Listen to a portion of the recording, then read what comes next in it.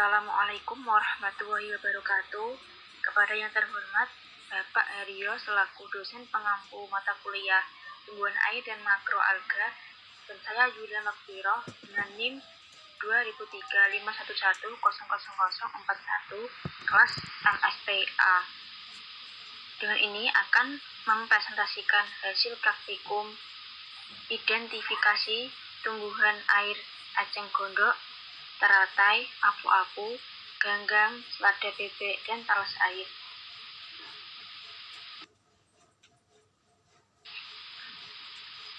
Introduction. Eceng gondok atau Eichhornia crassipes merupakan tumbuhan makrofita yang banyak ditemukan di seluruh perairan tawar Indonesia. Tumbuhan ini sebagai gulma air dan berkembang biak secara vegetatif dan generatif. Tumbuhan ini bisa dijadikan sebagai fitur mediasi. Teratai, Nymphaea alba, merupakan tumbuhan air tawar yang dapat ditemukan di seluruh Indonesia. Tumbuhan ini dijadikan tanaman hias karena warna dan bentuknya yang indah.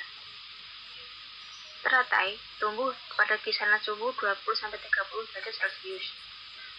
Kemudian apu-apu, Pistia stratiotes, merupakan tanaman yang menyebar di seluruh wilayah tropika dan subtropika. Tumbuhan ini sebagai fitur mediasi, terutama untuk menyerap zat berbahaya. Apu-apu merupakan tumbuhan yang mengapung dan berkembang biak secara generatif maupun vegetatif.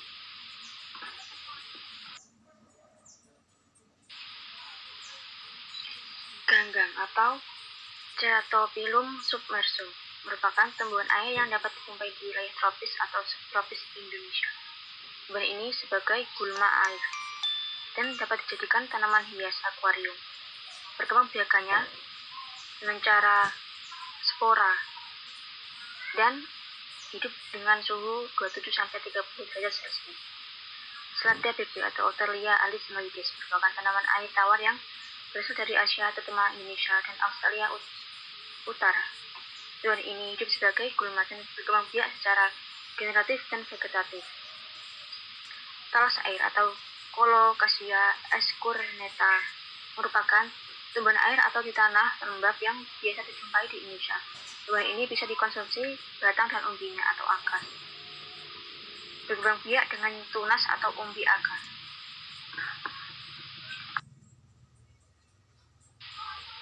Adapun klasifikasi eceng gondok sebagai berikut. Morfologi eceng gondok yaitu akar berbentuk serabut dan tidak bercabang, terdiri dari akar, rambut akar, dan ujung akar. Fungsi sebagai jangkar tanaman dan penyerap fosfor, sebagai tempat pengumpul partikel lumpur, berstolon, berwarna coklat kehitaman, panjang sekitar 17-20 cm.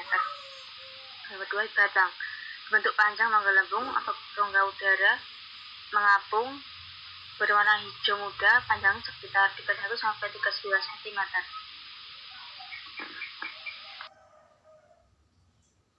Yang ketiga yaitu daun, bentuk bulat dengan ujung lancip, lebar, dan agak tebal, terdiri dari helai daun dan layar daun, berstomata, berwarna hijau mengkilat, lebar sekitar 10-13 cm. 4. Bunga, bentuk seperti tabung menggerombol dalam satu tangkai dan berwarna ungu. Lokasi pengambilan eceng gondok atau Eichhornia crassipes mengapung di perairan tergenang atau balong di Desa Putuk, Undaan Kudus pada jam 16.00 WIB, dan airnya berwarna kecoklatan dan terdapat cahaya matahari yang melimpah dengan suhu 25-30 derajat Celcius dengan pH 4-7 dengan keadaan netral atau asam.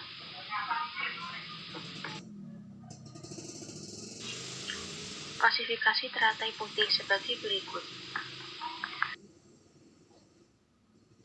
Morfologi teratai putih. 1. Akar berbentuk panjang, tidak bercabang, dan berserabut. Berfungsi sebagai jangkar tanaman dan penyerap unsur hara. Terendam dalam air atau substrat. Berwarna putih kecoklatan atau keunguan. Panjangnya sekitar 33-45 cm. Yang kedua yaitu batang. Berbentuk silinder memanjang, berongga udara dan mudah patah. Sepenuhnya terendam dalam air, berwarna hijau keunguan atau kecoklat. Panjangnya sekitar 80 cm sampai 1 meter lebih. Yang ketiga yaitu daun. Berbentuk bulat, sangat lebar, dan pinggiran bergerigi, terletak di permukaan air karena tipis, warna hijau keunguan. Yang keempat yaitu bunga.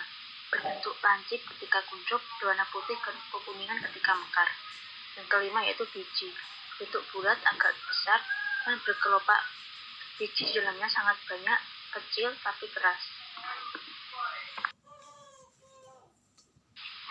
Habitat teratai putih. Hidup terendam di bayaran sungai yang mengalir dan akar menempel di lumpur. Daun mengapung di permukaan. Air berwarna keruh kecoklatan. Mendapat banyak sinar matahari, suhu antara 20-30 derajat Celcius, pH netral sampai asam. Lokasi Desa Tarangmas Kudus pada jam 7.15 WIB. Klasifikasi tumbuhan apu-apu sebagai berikut. Morfologi tumbuhan apu-apu. 1. Akar. Berbentuk serabut dan panjang, warna hijau kecoklatan, dikelilingi gelembung dan berstolon untuk fitoremediasi. Kemudian daun, ujung bulat, tulang daun sejajar dan melekuk-melekuk, berambut lembut, hijau kebiruan.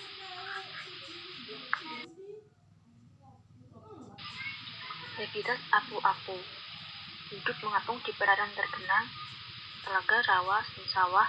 Air berwarna agak kecoklatan, mendapat intensitas cahaya yang cukup, suhu antara 25-30 derajat Celcius, pH asam sampai netral.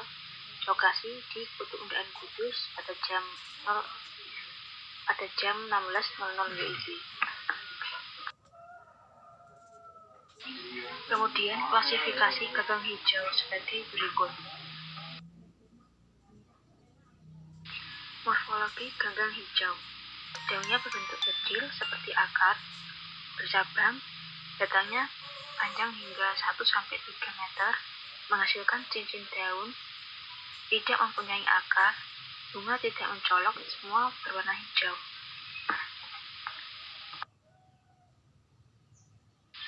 Habitat ganggang hijau, yaitu hidup terendam di perairan sungai yang mengalir dan berlumpur. Air berwarna agak kecoklatan, mendapat cukup sinar matahari, suhu berubah-ubah pada pH netral sampai asam. Lokasi di Desa Prawoto, Pati pada jam 16.20 WIB.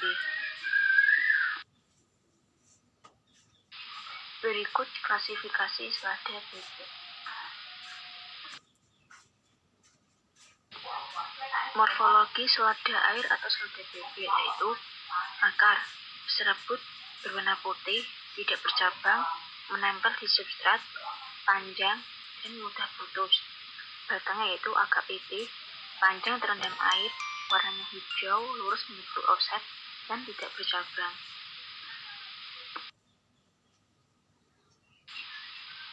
Daun berbentuk oval, lebar, dan tipis, berbentuk tunggal, tidak bercabang, tulang daunnya jelas, berwarna hijau. Biji seperti daun, tapi tengahnya menggelembung sebagai tempat bijinya yang berbentuk butiran kecil.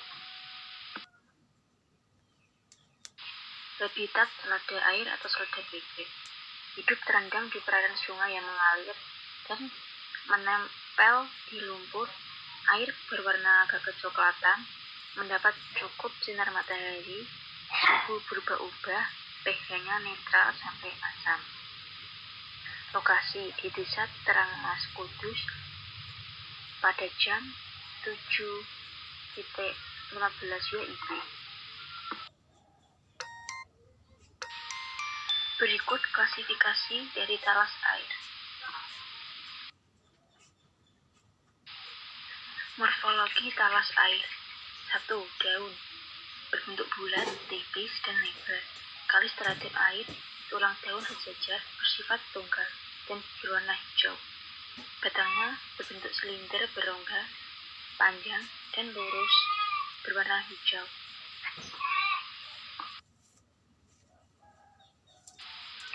Akar berbentuk serabut adventif atau menempel di umbi, berbentuk panjang, berwarna kecoklatan, menancap di dalam tanah.